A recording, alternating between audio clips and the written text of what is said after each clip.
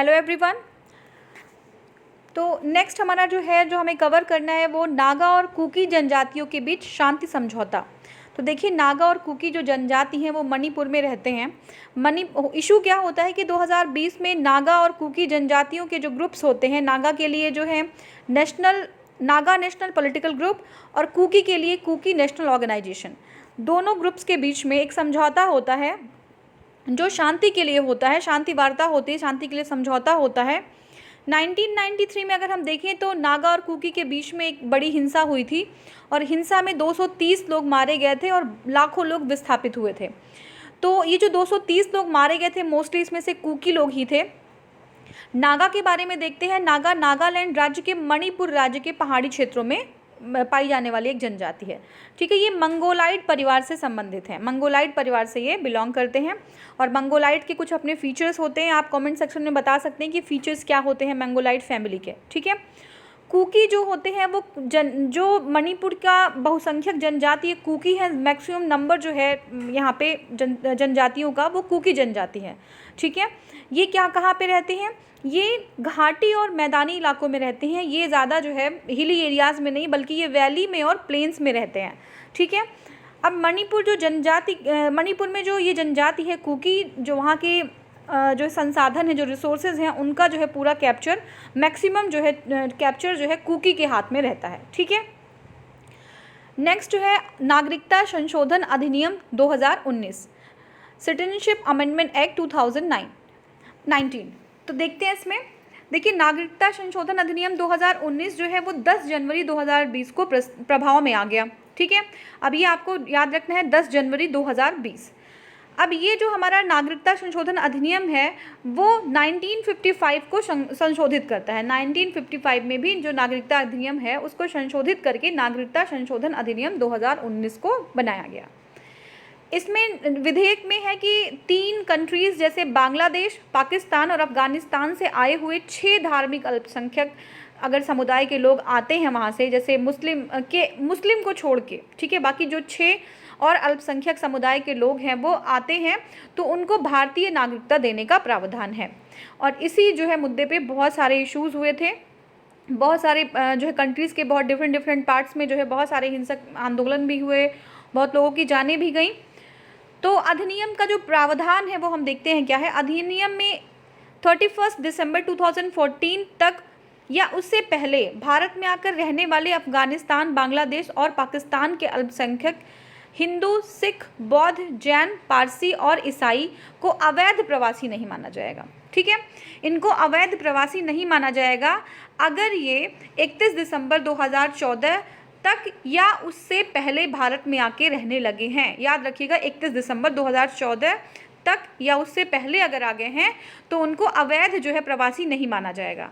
ठीक है, अब देखिए इसमें क्या है कि अगर हम 1955 की बात करें तो इसमें क्या था कि कुछ शर्तें जो है अगर कोई व्यक्ति पूरा करता है तो उसको नागरिकता प्रदान जो है करने या जो है नागरिकता प्रदान करने का आवेदन करने की अनुमति हो जाती थी। किसकी थी वो? ऐसे व्यक्ति जो देखिए आवेदन कर सकते थे जो आवेदन करने की तिथि से 12 महीने पहले तक भारत में निवास और 12 महीने से पहले 14 वर्षों में से 11 वर्ष भारत में बिताने की शर्त पूरी करते हों। ठीक है, तो देखिए 1955 में क्या था कि वो व्यक्ति आवेदन कर सकते हैं जो आवेदन करने के तिथि से, जिस दिन आवेदन करते हैं उस दिन से 12 महीने पहले तक भारत में निवास कर रहे हों और 12 महीने से पहले अगर 14 साल में वो 11 साल इंडिया में रहे हुए हों तो उनको नागरिकता जो है वो अपना अप्लाई कर सकते हैं कि हमें सिटीजनशिप बनना है इंडिया का। ठीक है, लेकिन अब जो संशोधन हुआ उसमें क्या है कि अफ़गानिस्तान, बांग्लादेश और पाकिस्तान से जो आए हुए हिंदू, सिख और बौद्ध, जैन, पारसी और ईसाई प्रवासियों के लिए ये जो शर्त है वो 11 वर्ष से हटाकर 5 वर्ष कर दिया गया है। तो 14 में से 11 वर्ष था 1955 में कि 14 में से 11 वर्ष इंडिया में रहना ही है, लेकिन अब 14 में से 5 वर्ष कर दिया गया है कि 14 में से 5 वर्ष आप रहते हैं तो आप आवेदन कर सकते हैं नागरिकता के। नेक्स्ट जो पॉइंट है वो देखते हैं कि जो संशोधन अधिनियम है 2019 का वो क्या है। प्रावधान संविधान की 6ठी अनुसूची में शामिल राज्य तथा आदिवासी क्षेत्र तथा बंगाल ईस्टर्न फ्रंटियर रेगुलेशन 1837 के तहत अधिसूचित इनर लाइन परमिट पर लागू नहीं होंगे। अब देखिए कहाँ कहाँ लागू नहीं होंगे, बिल्कुल ध्यान में रखना है कि जो आपका छठी अनुसूची में जो शामिल राज्य होंगे या आदिवासी क्षेत्र होंगे तथा बंगाल ईस्टर्न फ्रंटियर रेगुलेशन जो है या 1837 के तहत जो इनर लाइन परमिट है वो सारे एरियाज़ में ये जो अधिनियम है वो लागू नहीं होगा। ठीक है, अब देखते हैं। देखिए इनर लाइन परमिट क्या है कि उसमें होता है कि इस इलाके में आने के लिए जो है कोई दूसरे देश से कोई व्यक्ति आता है तो सरकार से अनुमति लेनी पड़ती है। ठीक है, और प्रेजेंट टाइम में जो इनर लाइन परमिट व्यवस्था है वो अरुणाचल प्रदेश, मिजोरम, नागालैंड में लागू है। कहाँ कहाँ पे? अरुणाचल प्रदेश, मिजोरम और नागालैंड में। और नए अधिनियम में मणिपुर को भी इसके तहत छूट प्रदान की गई है। ठीक है, अब देखिए कुछ जो है हमारे OCI हैं, जो ओवरसीज सिटीजन्स ऑफ इंडिया हैं, उनका जो है ये आपका पंजीकरण रद्द करने का कुछ और नया आधार जोड़ दिया गया है। वो क्या है? वो ये है कि OCI कार्ड धारक अगर केंद्र सरकार द्वारा अधिसूचित कानूनों का उल्लंघन करते हैं, कोई भी कानून केंद्र सरकार अगर बनाती है उसका उल्लंघन करते हैं, तो सरकार के पास उस जो OCI कार्ड धारक है उसके पंजीकरण को रद्द करने का पूरा अधिकार होगा। ठीक है, ये हो गया। अब एक बार देख लेते हैं कि इनर लाइन परमिट क्या होती है। तो देखिए इनर लाइन परमिट का कोई कॉन्सेप्ट इंडिया ने, गवर्नमेंट ऑफ इंडिया ने नहीं बनाया था, ये ब्रिटिश सरकार द्वारा बनाया गया ईस्टर्न फ्रंटियर विनिमय 1837 के अंतर्गत जारी किया गया था। तो ये क्या था? एक मेनली एक ट्रेवल डॉक्यूमेंट था। ठीक है ना, ट्रेवल डॉक्यूमेंट था, इसको इनर लाइन परमिट अब कहा जाता है। और ये जो है सरकार ने इसको जो है ख़त्म नहीं किया जब अंग्रेज यहाँ से चले गए, बल्कि इसको जारी रखा है। और वर्तमान समय में अगर हम देखें कि इनर लाइन जो परमिट है वो कहाँ कहाँ पे है, तो ये मिज़ोरम में, अरुणाचल प्रदेश में, नागालैंड में ये जो है यहाँ पे लागू है। ठीक है ना, हाल में ही जो मणिपुर है इसको भी इसमें शामिल किया गया है। साथ में ही विभिन्न जो राज्यों द्वारा नागरिकता संशोधन अधिनियम 2019 के विरोध स्वरूप इनर लाइन परमिट हेतु विधेयक लाने का फैसला किया गया है। तो आप समझ गए इनर लाइन परमिट क्या होता है। देखते हैं 18 दिसंबर 2019 को मेघालय कैबिनेट ने मेघालय को इनर लाइन परमिट के तहत लाने का प्रस्ताव मंजूर कर लिया है, लेकिन इसका अंतिम फैसला जो है केंद्र सरकार करेगी। ठीक है, अब देखिए नेक्स्ट हम देखते हैं नागरिकता संशोधन अधिनियम 2019 के क्रियान्वयन पर रोक से इनकार। ठीक है, क्या है? 18 दिसंबर 2019 को सुप्रीम कोर्ट ने संशोधित नागरिकता कानून 2019 की संवैधानिक वैधता का परीक्षण करने का निश्चय किया, लेकिन उसने इस कानून के क्रियान्वयन पर रोक लगाने से इनकार कर दिया। सुप्रीम कोर्ट ने कहा कि ये क्रियान्वयन होगा, इस पे जो है इसका हम रोक नहीं लगाएंगे, इसका क्रियान्वयन जो है होगा। ठीक है, न्यायाधीश जो हैं AS बोबड़े, न्यायमूर्ति BR गवई और न्यायमूर्ति सूर्यकांत की पीठ ने कांग्रेस नेता जयराम रमेश और IUML Indian union national league सहित 59 याचिकाओं पर केंद्र को नोटिस जारी किया। इस पीठ की याचिका पर अब अगले वर्ष 2020 में 22 जनवरी तक सुनवाई होगी। समझ रहे ना कि बहुत सारे लोगों ने जो है अपनी याचिकाएं जो है केंद्र सरकार पर जो है नोटिस किया गया है, लेकिन अभी जो हमारा सुप्रीम कोर्ट है वो कहता है कि आपका जो कानून है उसके क्रियान्वयन पर कोई रोक लगाने से इनकार कर दिया। ठीक है, अब नेक्स्ट जो हम देखेंगे वो है राष्ट्रीय जनसंख्या रजिस्टर एवं जनगणना 2021। ठीक है, तो देखते हैं national population register and census 2021 क्या है। देखिए मार्च 2020 में तेलंगाना विधानसभा ने CAA, NPR और NRC के खिलाफ एक प्रस्ताव पारित किया। ठीक है, क्या प्रस्ताव पारित किया? अब इसमें होता क्या है कि दिसंबर 2019 में जो केंद्रीय गृह मंत्रालय ने राष्ट्रीय जनसंख्या रजिस्टर को जो है आगे बढ़ाने के लिए केंद्रीय मंत्रिमंडल से 3,941 करोड़ रुपए की मांग की। ठीक है, लेकिन आपको ये जानना ज़रूरी नहीं कि कितने की मांग की, आपको ये जानना ज़रूरी है कि तेलंगाना विधानसभा ने जो है क्या किया, एक इसके खिलाफ जो है CAA के, NPR के और NCR के खिलाफ एक प्रस्ताव पारित किया। देखिए इसमें क्या हो रहा है कि राष्ट्रीय जनसंख्या रजिस्टर को आगे बढ़ाने की प्रक्रिया के दौरान माता पिता की जन्मतिथि, क्या क्या डॉक्यूमेंट्स चाहिए, माता पिता की जन्मतिथि, जन्म कहाँ पे जन्म हुआ है, जन्म स्थान को भी शामिल किया जाएगा, और इसके अतिरिक्त अंतिम निवास स्थान, passport number, Aadhaar card number, PAN card, driving licence number, voter ID, mobile number को भी शामिल किया जाएगा। ठीक है ना। अब अगर हम देखें कि 2010 के राष्ट्रीय जनसंख्या रजिस्टर में ये सारी चीज़ों को शामिल नहीं किया गया था। ये जो है हमारा 2021 का जो राष्ट्रीय जनसंख्या रजिस्टर एवं जनगणना है, उसमें जो है ये सारी चीज़ें होना, ये डॉक्यूमेंट्स जो है देना अनिवार्य है। ठीक है। अब देखते हैं क्या है कि सामान्य निवासियों की एक सूची है, या देश में जो हमारा ये है, ये सामान्य निवासियों की एक सूची है जो 1955 के नागरिकता अधिनियम के तहत स्थानीय, उपजिला और जिला, राज्य और राष्ट्रीय स्तर पर बनाई जाती है। जो हमारे सामान्य निवासी हैं उनकी एक सूची बनाई जाती है, स्थानीय स्तर पे, उपजिला, जिला और राज्य स्तर पे या राष्ट्रीय स्तर पे बनाई जाती है। ठीक है। कोई भी व्यक्ति जो 6 महीने या उससे अधिक समय भारत में रह रहा है, उसको ये आवश्यक है, उसको ज़रूरी है कि राष्ट्रीय जनसंख्या रजिस्टर में अनिवार्य रूप से वो अपना पंजीकरण कराना जो है कराने के लिए अपना स्टार्ट कर दे या करा ले। पंजीकरण कराना आवश्यक होता है। ठीक है। अगर वो 6 महीने से या उससे अधिक समय से इंडिया में रह रहा है। ठीक है। नेक्स्ट हमारा है नागरिकता संशोधन अधिनियम और राज्यों का विरोध।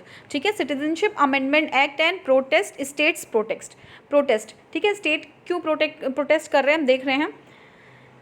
देखिए 14 जनवरी 2020 को सुप्रीम कोर्ट के समक्ष नागरिकता संशोधन अधिनियम को चुनौती देने वाला केरल जो है भारत का प्रथम राज्य बन गया है। ठीक है। तो नागरिकता संशोधन अधिनियम को पहली बार किसी राज्य ने चुनौती दी, तो वो कौन था? केरल। ठीक है। अब केरल ने क्या किया है कि अनुच्छेद 131 के तहत शीर्ष अदालत यानी कि सुप्रीम कोर्ट का रुख किया। ठीक है। अब देखिए जो अनुच्छेद 131 है उसको हम अभी विस्तृत रूप से देखेंगे। इसमें क्या होता है कि सुप्रीम कोर्ट को राज्य जो मतलब स्टेट वर्सेस सेंटर के बीच किसी भी विवाद को निपटाने का मूल अधिकार, ओरिजिनल ज्यूरिसडिक्शन होता है उसमें। किसके अंतर्गत? अनुच्छेद 131 के अंतर्गत। ठीक है। अब देखते हैं केरल के अतिरिक्त पश्चिम बंगाल, पंजाब, राजस्थान एवं मध्य प्रदेश की विधानसभाएं नागरिकता संशोधन संबंधी कानून पारित कर चुकी हैं। ठीक है। जो पुडुचेरी है जो केंद्र शासित प्रदेश है, वो भी इस कानून के विरुद्ध प्रस्ताव पारित कर चुकी है।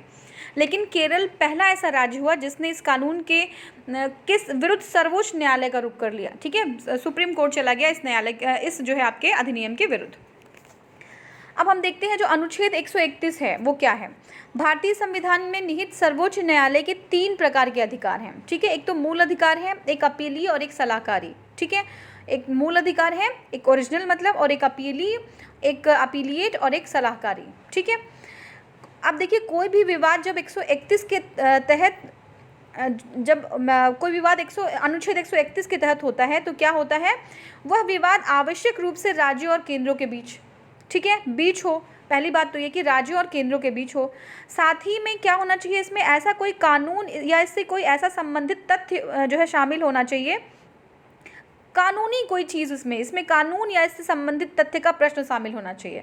ठीक है ना। कोई कानून या कोई इससे संबंधित तथ्य जो है इसमें होना चाहिए। पहली बात तो क्या, केंद्र और राज्य होने चाहिए। दूसरा है कोई कानून या इससे संबंधित कोई तथ्य शामिल होना चाहिए। ठीक है। जिस पर राज्यों या केंद्र के कानूनी अधिकार के अस्तित्व का सवाल निर्भर होता है। एग्जिस्टेंस ऑफ लीगल राइट का सवाल जो है निर्भर होता है। नेक्स्ट हमारा है कांग्रेस राज्य बनाम भारत संघ। तो 1978 के फैसले में न्यायमूर्ति PN भगवती ने कहा था कि अनुच्छेद 131 के तहत सुप्रीम कोर्ट को एक मुकदमा स्वीकार करने के लिए राज्य को यह दिखाने की आवश्यकता नहीं है कि उसके कानूनी अधिकार का उल्लंघन किया गया है। समझ रहे हैं ना कि PN भगवती ने ये कह दिया था कि राज्य को ये जो है बहुत ज़रूरी नहीं है कि राज्य को दिखाना ही है कि उसके किसी कानूनी अधिकार का उल्लंघन किया गया है। ठीक है। लेकिन विवाद में वैधानिक सवाल होना आवश्यक है। जो कंपलसरी चीज़ है वो है वैधानिक सवाल या उससे रिलेटेड कोई भी तथ्य होना ज़रूरी है। अब केरल सरकार द्वारा कोर्ट में रखा गया क्या तर्क था वो हम देख लेते हैं। तो केरल के अनुसार नया कानून CA 2019 जो है संविधान के निहित धर्मनिरपेक्षता और अनुच्छेद 14 यानी कि जो है हमारा समानता इक्वलिटी, अनुच्छेद 21 जीवन का अधिकार और अनुच्छेद 25 धार्मिक स्वतंत्रता का उल्लंघन करता है। तो कौन कौन सा? धर्मनिरपेक्षता, 14 21 और 25, आर्टिकल 14, 21 एंड 25 एंड और साथ में धर्मनिरपेक्षता, इसका उल्लंघन कर रहा है जो CAA 2019 है। ठीक है। अब केरल का क्या तर्क था इस पे? उन्होंने कहा कि ये जो नया कानून है अफगानिस्तान, पाकिस्तान और बांग्लादेश में धार्मिक तौर पर उत्पीड़न झेल रहे लोगों के लिए है। ठीक है, तो फिर ये देश के शिया और अहमदिया जो समुदाय के लोग हैं उनको इससे बाहर क्यों रखा गया है? पहला दो बात उन्होंने ये कहा। दूसरा ये है कि केरल राज्य ने अपनी याचिका में श्रीलंका के तमिल के लोग और नेपाल के मधेसी अफगानिस्तान में हज़ारा जो समूह के लोग हैं उनकी उपेक्षा का भी जिक्र किया है, कि कहा कि उनकी भी उपेक्षा की जा रही है फिर। ठीक है, देखिए अनुच्छेद 131 जो है वो CAA को चुनौती देने वाली याचिका अन्य याचिकाओं से कैसे अलग है? तो 131 जो है अनुच्छेद, उसके अंतर्गत जो है CAA को अगर चुनौती दी जाती है या किसी अन्य याचिका के से चुनौती दी जाती है तो उसमें डिफरेंस क्या आएगा? तो देखते हैं, नागरिकता संशोधन कानून 2019 को चुनौती देने वाली अन्य याचिकाएं अनुच्छेद 32 के तहत दायर की गई हैं। ठीक है, जो अदालत को मौलिक अधिकारों का उल्लंघन होने पर रिट जारी करने का प्रावधान करती हैं या प्रदान करती हैं, शक्ति प्रदान करती हैं। मतलब 32 के अंतर्गत क्या है कि अदालत को मौलिक अधिकार, जो मौलिक फंडामेंटल राइट्स हैं, उसका उल्लंघन होने पर रिट जारी करती हैं। और जो एक तो 131 है वो क्या है कि राज्य और याचिकाकर्ताओं अनुच्छेद 32 के तहत ने CAA को चुनौती देते हुए एक तरह की मांग की है, अर्थात उनकी मांग है कि इस कानून को असंवैधानिक घोषित कर दिया जाए, चाहे वो 131 की बात हो चाहे वो 32 की बात हो। लेकिन बात उनकी यही है कि इस जो है ये पूरा जो आपका ये है CAA है उसको जो है क्या कर दिया जाए, असंवैधानिक घोषित कर दिया जाए। ठीक है, जो नेक्स्ट हमारा क्वेश्चन है वो ये यहाँ पे हम यहीं तक करते हैं और नेक्स्ट वाला टॉपिक जम्मू कश्मीर एवं लद्दाख का नया राजनीतिक मानचित्र वो नेक्स्ट वाले जो है वीडियो में हम देख लेंगे। Thank you so much for watching.